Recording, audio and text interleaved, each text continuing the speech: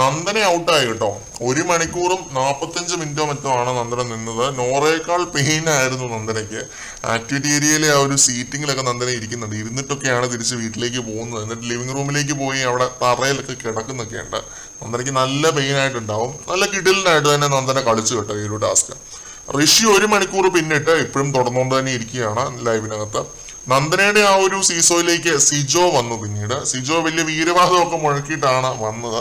പക്ഷെ വന്നപ്പോൾ പുള്ളിക്ക് മനസ്സിലായി ഈ ടാസ്ക് എത്രത്തോളം ഡിഫിക്കൽട്ടി ഉള്ള ഒരു ടാസ്ക് ആണ് എന്നുള്ളത്. പുള്ളിയുടെ കാഫ് മസിൽസ് പിടിച്ചു എന്നാണ് സിജോ പറഞ്ഞത്. മസിൽ മാസ് ഉള്ളവർക്ക് ഇതാവും അവസ്ഥ എന്നുള്ളത് നമ്മൾ നേരത്തെ തന്നെ പറഞ്ഞിരുന്നു വീഡിയോയിൽ. സിജോ 15 മിനിറ്റ് തികച്ചില്ല, ഔട്ടായി. സിജോ ആ വീഴുന്നത് കണ്ടിട്ട് കിളി പോയി കേട്ടോ. സ്റ്റാൻഡിൽ നിന്നും താഴെ വീഴുകയായിരുന്നു സിജോ. ബാലൻസ് തെറ്റി വീഴുകയായിരുന്നു സ്റ്റാൻഡിൽ നിന്നും.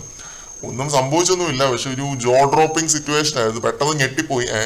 സിജോയ്ക്ക് ഇനി വീണ്ടും പ്രശ്നമായോ എന്ന് ഓർത്തുപോയി. അടുത്തായിട്ട് വന്നത് ജാസ്മിൻ ആണ്. ജാസ്മിൻ ഈ ഒരു ടാസ്ക് നന്നായിട്ട് ചെയ്യുമെന്നാണ് ഓർത്തുകൊണ്ടിരുന്നത്. പക്ഷെ ജാസ്മിൻ 10 മിനിറ്റ് പോലും തയ്ക്കാതെ ഔട്ടായി. എന്നെ കൊണ്ട് ഒക്കുന്ന പണിയല്ല എന്ന് പറഞ്ഞ് ജാസ്മിൻ ഇട്ടേച്ചും പോയി. അർജുൻ അടുത്തതായിട്ട് വന്നു. എന്തായാലും ഇതായിരുന്നു പ്രധാന അപ്ഡേറ്റുകൾ. അർജുനെ കൊണ്ട് ഈ പരിപാടി നടക്കുമെന്ന് എനിക്ക് തോന്നുന്നില്ല. കാരണം മസിൽ മാസ് ഉണ്ട് അർജുനും. ബോഡി വെയിറ്റ് ഉള്ളവർക്ക് പറ്റുന്ന കേസ് അല്ല ഇത്. അഭിഷേകിന് ശേഷം Nandana out, Sijo out, Jasmin out, Arjun. നമുക്ക് നോക്കാം അർജുൻ എങ്ങനെ കളിക്കുമെന്ന്. കൂടുതൽ അപ്ഡേറ്റുകളുമായിട്ട് വീണ്ടും കാണാം.